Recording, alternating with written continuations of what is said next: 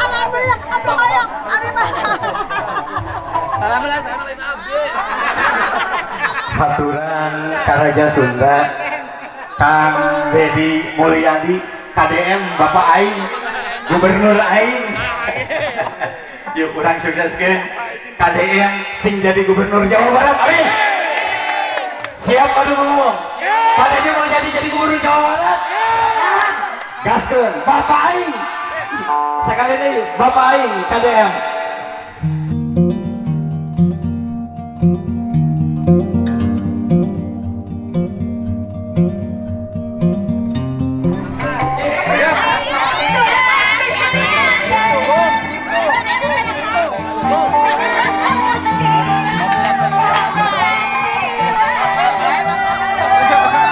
Makan kondangan.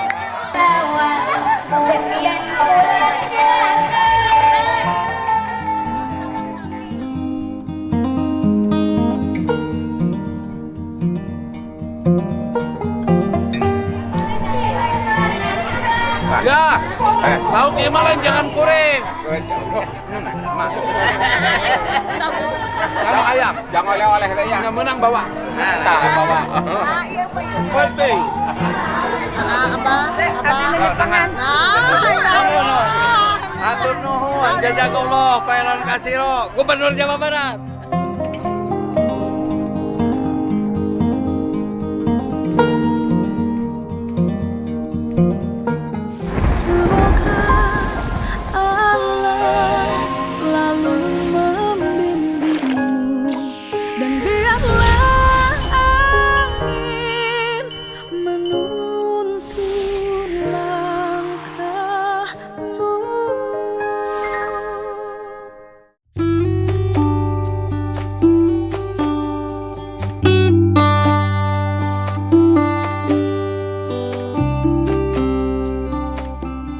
Waduh, ini pengacara ternama ini. Ada Bang. Alhamdulillah. Ayo.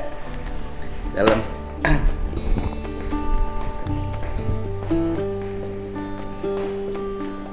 Gimana Abi ya? Alhamdulillah paling mantap deh dia gitu nah. Mana dia? Siap. Amin.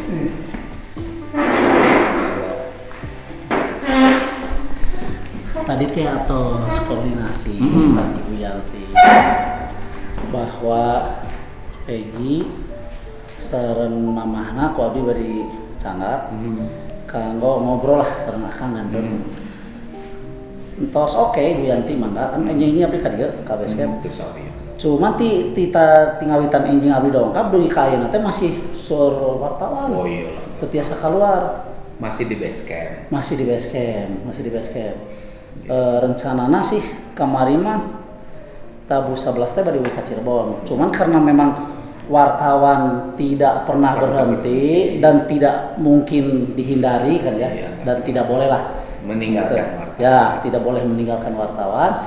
Akhirnya jam setengah 12 pun belum apa. Ya nggak apa-apa karena hari ini saya lagi berfokus menyelesaikan membantu PK. Siap. 7 terpidana. Betul. Sehingga kenapa hari ini saya ke Bandung? Siap. Karena saya hari ini harus ke LP. Siap. Saya harus bertemu dengan mereka. Siap. Sekaligus di antara ketujuh ini kan yang punya hubungan emosional ya, saya punya hubungan emosional dengan Eki itu kan Ucil. Iya. Jadi saya hari ini mau nanya Ucil isi hatinya seperti apa. Iya. Agar ini masalahnya menjadi terang. Iya, siap. Terutama juga tidak menimbulkan korban cocok logi yang lain. Siap. Kemarin misalnya saya tidak menghadiri sidang karena kemarin tuh saya fokus untuk ngurus DNA-nya Cecep yang di Cianjur. Jangan sampai juga dia jadi korban cocok logi. Iya. Betul.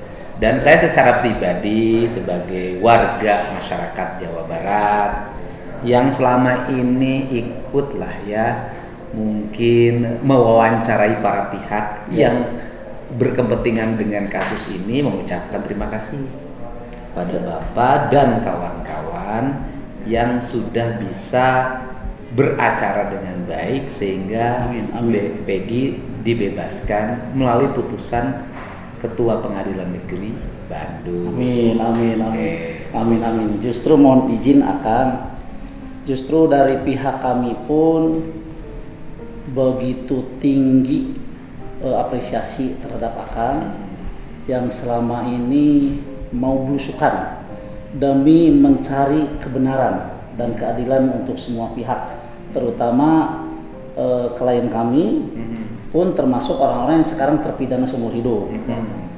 Itu hal yang sangat luar biasa yang hanya bisa dilakukan oleh KDM. Wow. Karena Yang begini, lain juga TV enggak. banyak ya. Karena begini, dengan banyaknya akan turun ke lapangan, justru semakin menurut kami ya, semakin membuat masalah ini semakin hari semakin terang benderang. Iya. Ya kan? Coba kalau tidak ada orang yang mau belusukan ke lapangan, ini masalah masih blunder seputaran yang 8 orang terdakwa kan gitu ya. Masih lingkungannya itu saja. Artinya ini ada semacam informasi yang memang seharusnya pihak kepolisian daerah Jawa Barat juga bisa konsen dengan informasi yang diberikan. Kan kita tujuannya kan bukan menuduh orang, tetapi memberikan petunjuk kan. Nah, saya yakin itu yang dilakukan Akang, jadi memberikan petunjuk. Barangkali ini loh, coba kan begitu ya. Karena sangat bersesuaian sebetulnya Kang kegiatan Akang dengan pernyataan Kompolnas. Kalau Akang mohon maaf ya kalau Akang masih ingat, itu ada Kompolnas yang menyampaikan, bahkan sering saya sampaikan tuh di media. Kata Kompolnas itu sebetulnya penyidik sudah mengantongi nama 5 Peggy Setiawan.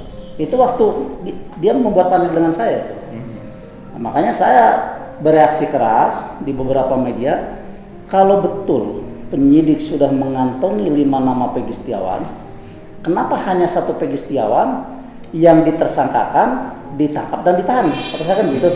Kenapa yang 4-nya tidak diperlakukan seperti klien kami? Katakanlah penyidik tidak berani. Mohon maaf, bukan apa-apa ya, bukan saya merendahkan kapasitas penyidik, bukan. Katakanlah penyidik tidak ada keberanian untuk melakukan itu. Yang 4-nya mereka panggil, minta keterangan, bila perlu ditahan kan gitu. Nah, kalau misalkan polisi atau penyidik tidak berani melakukan seperti itu, kata saya, lepaskan aja klien kami. Kan fair kan permainannya kan? Kan gitu. Gitu. Ya, pertama kan kalau tidak dibuka, Betul. kan sebenarnya yang berjasa membuka kasus ini Sakatata. Betul. Andai kata Sakatata tidak berani berargumentasi, menceritakan pengalamannya sejak dia ditangkap sampai dia di penjara 8 tahun, mungkin publik tidak akan terbuka matanya. Betul.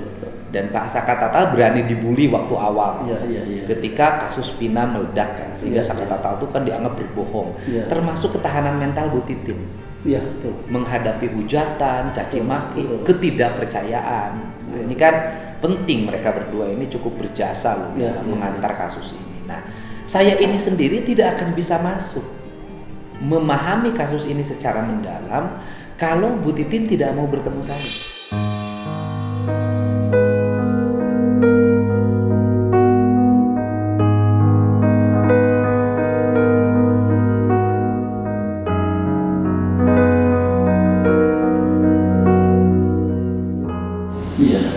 Kalau Bu Titin juga tidak terbuka. Nah, kemudian juga saya mendapat ruang untuk bertemu Bu Putri, ya kan? Pengacaranya grupnya Pak Hotman, kan? Kemudian punya ruang ketemu Pina dan punya ruang ketemu Linda.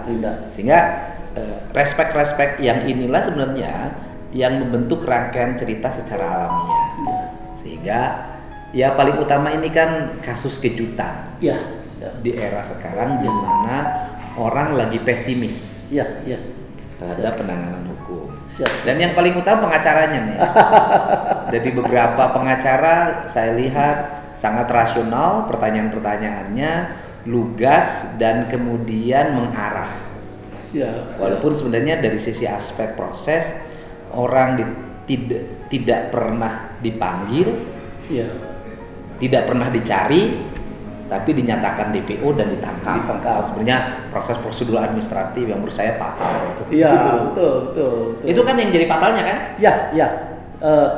Makanya kenapa kita sejak menangani kasusnya Peggy Setiawan, kita mempunyai komitmen dengan seluruh tim bahwa ini harus diperadilankan.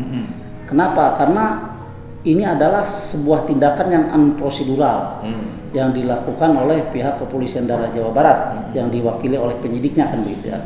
Kenapa disebut sebagai tindakan yang unprosedural? Bagi penyidik itu kan landasan hukumnya jelas kan. Ya. Katakanlah kita kalau flashback ke tahun 2016, landasan hukum untuk mempersangkakan orang, menangkap dan menahan itu jelas, yaitu Perkap nomor 14 tahun 2012. Itu di tahun 2016. Di mana di dalam Perkap itu dinyatakan bahwa sebelum seseorang dimasukkan ke dalam daftar DPO kan gitu ya, itu harus dipanggil dulu untuk dimintain keterangan. Panggilan pertama nggak datang, panggilan kedua nggak datang, maka polisi mempunyai kewenangan untuk jemput paksa. Tidak ada. Nah, kalau orang yang mau dijemput paksa tidak ada di tempat, kalau ada di tempat kan beda cerita ya. Kalau tidak ada di tempat, maka orang itu harus dimasukkan ke dalam daftar pencarian orang. Kan begitu? Iya. Ya. Nah, pun demikian di tahun 2024. Kalau 2016 kan dilakukannya oleh Polresta Cirebon ya. Di tahun 2024 Kepolisian Daerah Jawa Barat juga melakukan hal yang sama, tindakan yang unprosedural. Apa itu? Dia menetapkan Peggy Setiawan, lebih fatal lagi kan di DPO Peggy Alias Peron. Iya. Ya itu satu nama yang dua nama yang sangat berbeda lah ya. Yang namanya kan Pegok. Ya betul. Pegot lah kalau yang Peggy Setiawan itu kemarin berdasarkan keterangan si Dede. Dan kata bapaknya juga Pegot. Ya betul. Kepolisian Daerah Jawa Barat tidak pernah melakukan pemanggilan terhadap Peggy Setiawan. 1, 2 tidak pernah. Jangankan 2 kali, 1 kali aja tidak pernah kan itu. Tidak pernah juga melakukan upaya paksa untuk menjemput. Padahal di tahun 2016 ibunya kan bilang Peggy ada di Bandung lagi kerja kan itu. Kenapa motornya yang rusak bisa diambil, orangnya tidak dicari, malah tiba-tiba ditangkap? Inilah yang disebut kita sebagai unprocedural. Maka berdasarkan itulah kita berembuk, ayo kita pra-peradilankan.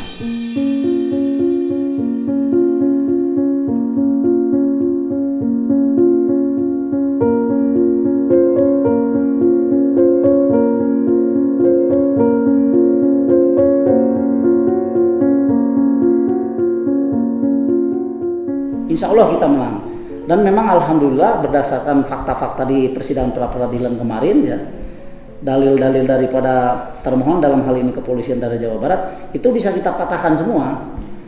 Memang ada orang yang berbicara ini bukan menyasar ke unsur formil kan gitu. Tapi ini udah masuk ke material kan gitu ya. Tetapi mau tidak mau memang begitulah prosesnya. Ya kan? Begitulah prosesnya, apalagi di dalam persidangan itu masing-masing pihak kan mendatangkan saksi ahli, saksi dan ahli. Nah, dari 2 ahli yang kita yang dari kita dengan dari mereka. Dari ahli yang kita hadirkan jelas di sana dinyatakan bahwa kalau disimpulkan ya bahwa pihak termohon dalam hal ini Kepolisian Daerah Jawa Barat melakukan tindakan yang unprosedural karena mengabaikan Perkap yang ada. Sedangkan Perkap itu kan landasan hukum yang harus mereka laksanakan. Kemudian dari saksi-saksi yang dihadirkan juga membuat keterangan yang memperkuat alibi bahwa Peggy Setiawan itu betul-betul tidak ada di Cirebon pada saat kejadian dan betul-betul Peggy Setiawan bukan atau tidak pernah dikenal dengan namanya Peron. Artinya clear kan bahwa Peggy Setiawan itu bukan Peggy alias Peron. Saksi dari mereka justru inilah yang membuat kita agak kecewa gitu ya. Kenapa kecewanya? Karena saksi dari mereka itu seolah-olah membatasi semua pertanyaan yang kita lontarkan. Nah, saksi dari mereka hanya cukup menyimpulkan 2 alat bukti. Yang penting 2 alat bukti terpenuhi, kan begitulah. Kemudian yang kedua, bahwa setiap ditanya, kan tadi sudah saya jelaskan kan gitu. Makanya di dalam persidangan itu kan saya pribadi sempat protes ke majelis hakim itu, ke hakim tunggal itu. Saya bilang, mohon izin yang mulia, tolong diingatkan ahli. Ya. Jadi kalau kami yang bertanya, pihak kami yang bertanya, jangan hanya dijawab kan tadi sudah diterangkan. Karena daya nalar, daya pikir kita ini terbatas. Nggak bisa mengingat semua. Artinya pada saat dia nerangkan panjang lebar, kemudian ada orang lain yang bertanya, pasti menerangkan lagi. Begitu saatnya kita bertanya hal yang tadi itu, dia bilangnya kan sudah saya terangkan. Ya kan kita itu terbatas. Kemudian yang kedua, jangan dibiasakan menjawabnya cukup 2 alat bukti. Karena apa? Justru ahli dihadirkan itu kan, itu untuk menggali sedalam-dalamnya dan selebar-lebarnya tentang ilmu pengetahuan yang berkenaan dengan kasus yang sedang kita hadapi kan. Kalau dia membatasi pertanyaan kita, terus mau mengembangkan pertanyaan kita seperti apa? Nah, alhamdulillah sudah mah kita dari awal optimis, ditambah kemarin keterangan saksi dari mereka seperti itu, tambah optimis. Iya. Gitu. Dan yang paling utama memang aspek prosedural formalnya menurut saya terlalu terburu-buru. Betul. Terlalu terburu-buru. Dan yang paling utama juga saya sih menginginkan ke depan ya, penanganan masalah itu bukan karena persoalan desakan netizen. Betul. Tetapi memang sudah seharusnya itu ditangani. Karena kalau desakan netizen juga diikuti, itu berbahaya juga. Betul. Saya katakan, ya terima kasih ya netizen seluruh Indonesia memberikan dukungan yang luar biasa. Tetapi juga kita tidak boleh terjebak pada cocok logi. Betul. Kan ini penting bagi saya. Bagi terjebak patologi atau misalnya penyidikan sebuah kasus, penindakan sebuah kasus hanya untuk memuaskan publik. Nggak boleh juga. Hukum kan tidak berjalan di situ. Iya, betul. Gitu. Betul. Nah, yang paling utama nih, latar belakang nih pengacara yang di depan ini, coba Bapak bercerita. Latar belakang Bapak itu apa? Murni sarjana hukum, pengacara, atau sebelumnya apa? Baik, Kang. Jadi, aduh, rada malu nih saya cerita nih. Apa-apa. Jadi gini, Kang. Saya itu dulunya TNI. Ya, TNI Angkatan Darat, Kostrad. Di batalion, kalau dulu namanya ya, Batalion Infanteri Lintas Udara 330 yang ada di Cicalengka Nagreg. Nah, kalau sekarang kan berubah jadi para rider ya. Oh, para rider. Saya tahun 91 masuk ke batalion. Ini boleh saya cerita panjang ya? Ya boleh dong. Masuk jadi tentaranya jalur Tamtama Bintara. Tamtama. Woi, Palang 1, Kang. ini keren loh, prajurit. Biasanya kan jadi kopral. Nah, jadi pertama jalurnya melalui Tamtama. Oke. Tentara paling sengsara sedunia lah, bahasanya kan begitu kalau Tamtama itu. Tamtama tahun berapa? Saya 91. Salaman. Begitu. Satu angkatan. Oh, masa? Di situ kan daftar Tamtama. Ya. Saya tahun 91, tahun 90 itu daftar Bintara nggak lulus. Ini lulus. Saya lulus. Saya disuruh daftar Tamtama, nggak mau sebenarnya kalau Tamtama. Bapak lulus. Kalau saya jadi Tamtama, wah saya temannya si Babin tuh. 91 saya masuk TNI. 92 pendidikan terjun di Kopassus, karena kan masuk batalion kita, batalion 330 ini harus berkualifikasi sebagai peterjun. Luluslah sebagai prajurit. Ya, kemudian 94 95 saya tugas operasi ke Timur Timur. Alhamdulillah nih dengan Bapak Wakasat sekarang ini, itu danton saya waktu di Timur Timur. Wakasat? Ya. Ya kita kenal baik. Oh, Letnan Jenderal Tandio. Ya. Nah itu danton kenal baik. Saya dulu juga komandannya. Ya. Pak Wakasat ini nih ternyata punya anak buah terbaik loh, bisa jadi pengacara dan bisa membebaskan Peggy Setiawan. Tahun 96 saya bertugas dengan Pak Prabowo pembebasan sandera di Irian. Pernah jadi anak buah Pak Prabowo dong dalam pembebasan? Dalam pembebasan, betul. Kan itu Pak Prabowo komandannya. Pak Prabowo kan waktu itu kan Danjen Kopassus. Ya, Danjen Kopassus. Komandan Kopassus lah ya. Ya, komandan Kopassus yang membebaskan. Ya, kan Kopassus itu kan dibantu oleh batalion kami. Oh, Bapak yang ikut operasi? Ya. Pembebasan sandera di Papua kan? Di Papua, di Mapenduma. Iya. Saya yang ngambil sandera saya. Viral itu. Jangan itu ya. Iya, betul. Pak Prabowo yang gagah-gagahnya Pak Iya. Prabowo itu. Jadi Bapak yang ngambil sandranya. Ya, betul.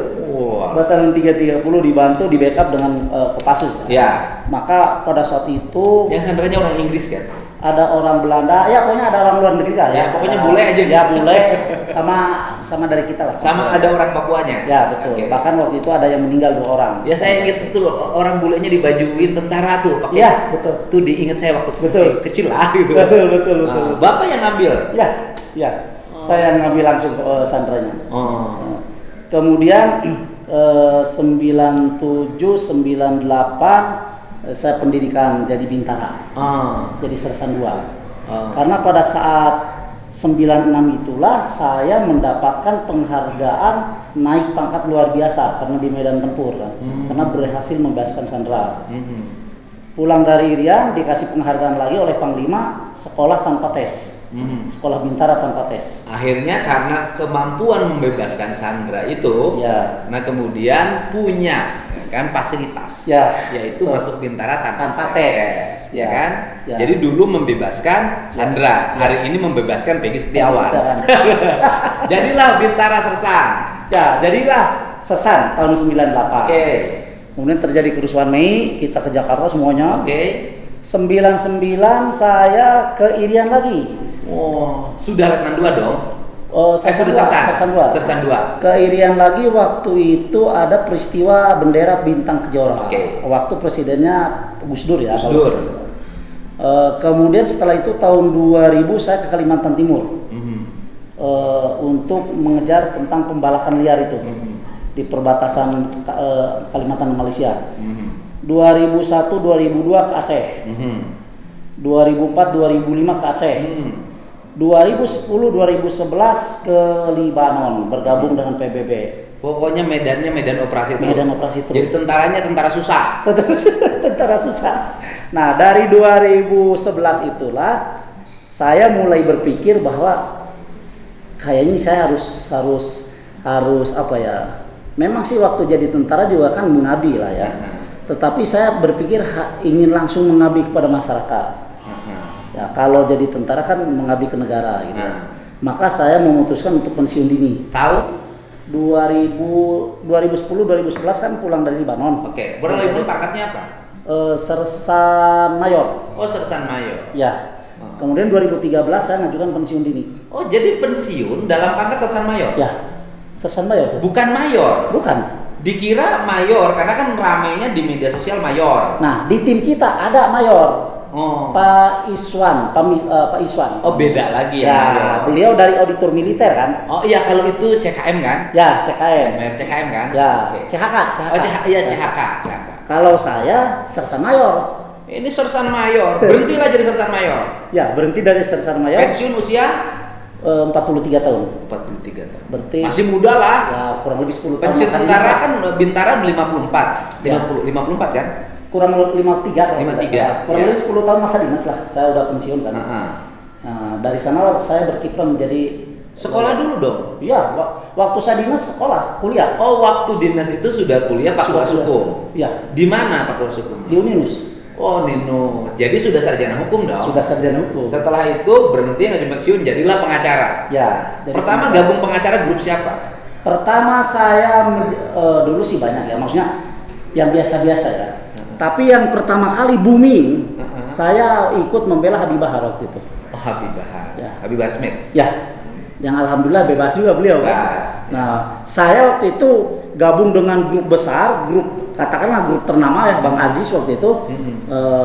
Karena memang ada rekan kita yang dari, mohon maaf ya, dari forum advokat EPI itu.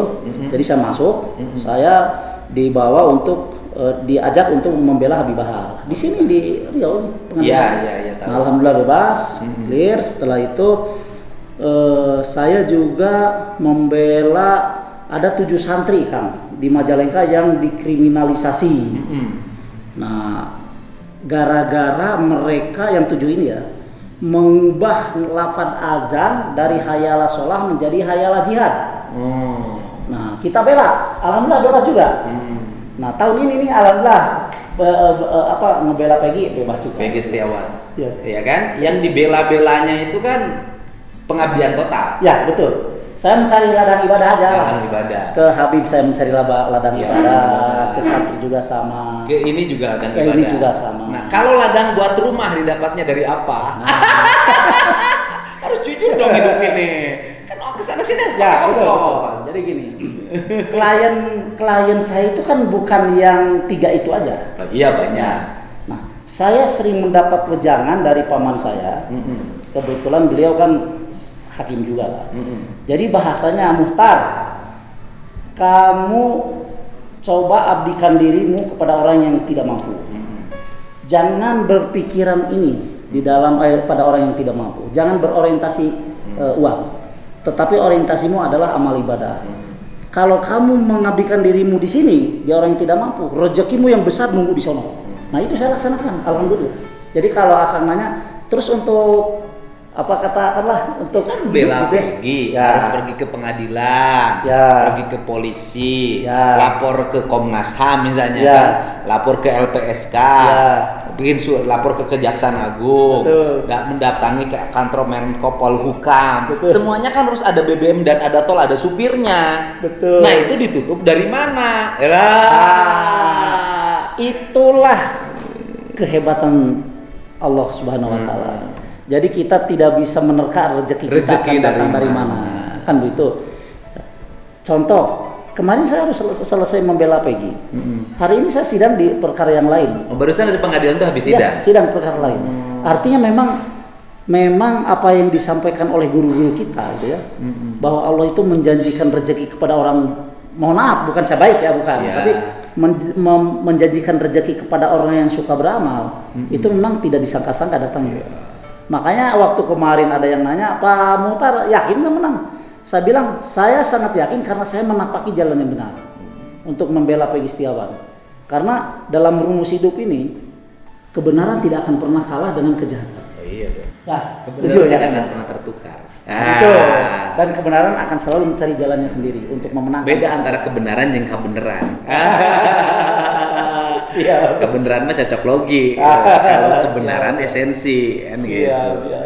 Jadi saya nih ketemu dengan orang baik, memperjuangkan hal-hal Allah. yang baik, Insya Allah, membela insya kepentingan Allah. orang yang baik. Insya Dan Allah. negeri ini butuh para pengacara yang punya hati. Insya Allah, amin. Iya Pak ya? Betul, Kan butuh para pengacara yang punya hati. Betul. Kalau pengacaranya nggak punya hati, yang salah dibener-benerin, Nah. kan nggak boleh. Karena kan saya ingat betul, tugas pengacara itu bukan membela yang salah. Betul. Tugas pengacara itu adalah yang bersalah itu agar mendapat hukuman lebih ringan dari kesalahan. Benar nggak itu pengacara? Betul sekali. Betul sekali. Itu. Jadi Betul sekali. jangan jadi pengacara ujuk-ujuk tiba-tiba membela membabi buta. Betul. Nggak boleh. Nah, apa sih problem kelemahan kemarin? Kalau saya lihat perdebatan di TV itu, sehingga perdebatannya kadang-kadang ngawur. Kenapa? Karena mereka hanya baca BAP. Iya. Betul. Mereka hanya baca hukum formal. Betul. Yang ada dalam rangkaian kegiatan dari mulai dakwaan, tuntutan sampai putusan. Betul. Mereka tidak baca hukum publik, apa yang terjadi sih sebenarnya. Ya kalau kita berkutat di situ nggak akan ketemu problemnya di sini. Nah, karena saya jarang baca dan tidak mungkin saya baca BAP setebal itu, maka saya baca berita acara yang dibuat oleh Alam. Iya. Karena berita acara yang dibuat oleh Alam itu namanya jejak. Jejak itu bisa disebut adalah DNA. Iya. Betul nggak jejak itu DNA? Betul. Ya kan? Dan jejak Alam itu nggak akan bisa dibohongi. Iya, betul. Bisa dibacanya dengan dua. Satu science. Ya. Ya orang bilangnya science crime investigation sekarang kan. Yang kedua rasa. Saya mah saya nggak punya, saya hanya punya rasa. Makanya saya mah rasaan mah hirup. Nah ini saya udah ketemu deh sama orang baik, mudah-mudahan bisa terus menangani perkara-perkara baik. Statusnya sama ya, karena saya banyak orang yang nyebut saya anggota DPR, pejabat, bukan. Saya sama-sama pengacara. Bedanya dia adalah pengacara yang punya sertifikat beracara, kalau saya adalah pengangguran banyak acara. Wah. Masya Allah. Pokoknya terima kasih Pak atas Siap. nama warga Jawa Barat dan warga Indonesia. Sama-sama. Karena hari Sama-sama. ini salah satu warga Jawa Barat yang mengalami derita Iya. sudah bisa dibebaskan Amin, amin, dari amin, amin. tuduhan dan sangkaan. Amin, Dan amin. saya juga minta doa sama Bapak Amin. agar 7-8 terpidana bisa juga dibebaskan lewat putusan. Amin, amin. Insya Allah, Kang, insya Allah. Kalau semuanya berpikiran bahwa yang benar itu harus ditegakkan, yang baik itu harus dibela, insya Allah bakal bebas, insya Allah. Pokoknya hatur nuhun pisan lah. Sama-sama. Selama wilujeng. Siap, sama-sama. Ya, mohon.